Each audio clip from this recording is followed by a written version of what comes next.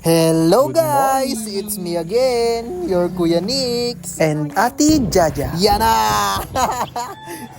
Brutututatat! Ngayong araw nga ni pala ay araw ng linggo at kasama ko ngayon si Jaja.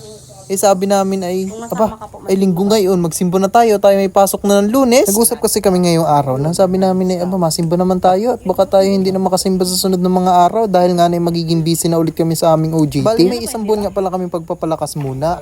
Napakaganda na rin. At papakita ko sa inyo kung ano yung pagpapalakas na sinasabi namin sa inyo bago kami isabak sa OJT. Napaka-bless nga niyo pala talaga ng araw na ito dahil naman makikita naman ninyo kung gaano kainit ang panahon. Umagang-umaga pa lang inakasikat na ang ating haring araw. At talagang pinapatunayan lang ni Lord talaga na tayo bibigyan niya ng pagkakataon para magsimba. Tingnan niyo naman po kung gaano kaganda ang tanawin dito sa amin. Umagang-umaga pa lang.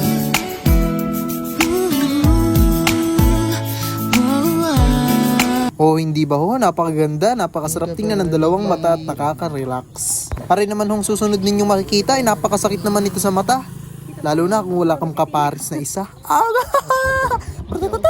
At sa pagkakataon nga ni Hong Ari, abay na pagdesisyonan na namin na umalis, ay mahirap na po kapag na-late. Madami rin po kasing nagsisimba kapag araw ng linggo, baka maunahan kami sa upuan. Bali halos linggo-linggo na rin po nakakapagsimba na kami dahil nga wala na kaming pasok. At sobrang nagpapasalamat ako dahil nagkakaroon kami ng mga oras para makapagsimba. May mga kahilingan kasi kami na gustong naming matupad at saka may mga problema din kami na gusto naming malutas. Kaya sa lahat ng ginagawa namin at takbang namin sa buhay, lagi namin inuuna ang pagdarasal para humingi ng gabay. Bali bago nga kami dumiretso ng simbahan, dumaan muna kami sa paggasolinahan kasi nga wala na akong gasolina. Hindi ko akalain na halos isang linggo na rin pala ako naggasolina at 100 lang din na isaling ko nung nakaraan. Ipupultank ko nga ni po sana are. Sabi ko ate, pultank! Halagang 50. Pambihira yan. Hindi daw pala pwede ipultank yung pag halagang 50 lang. Di sabi ko, di 50 lang. Pagkatapos nga niyo namin magpagasolina, hapit na ako. Rum, rum, rum, rum. Baka tayo malit. Mahirap na wala tayong upuan. Gusto ko pa naman po isa unahan. May tamang-tama nga nila po pala yung aming dating at gawang palabas na din yung mga nagsimba ng first mass. Saktong-sakto. At ayan na nga, tumunog na nga yung kampana ng simbahan at ibig sabihin niya, nagtatawag na ng mga tao gustong magsimba.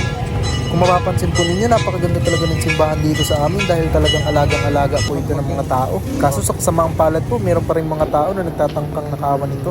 Welcome po dito sa simbahan namin sa Bansud, Oriental Mindoro. Talagang napakalaki na po ng in-improve ng simbahan namin ito. Pagkatapos nga po namin magsimba, dumiretso na kami dito sa bilihan ng mga gasol dahil lubos na nga daw yung aming gasol.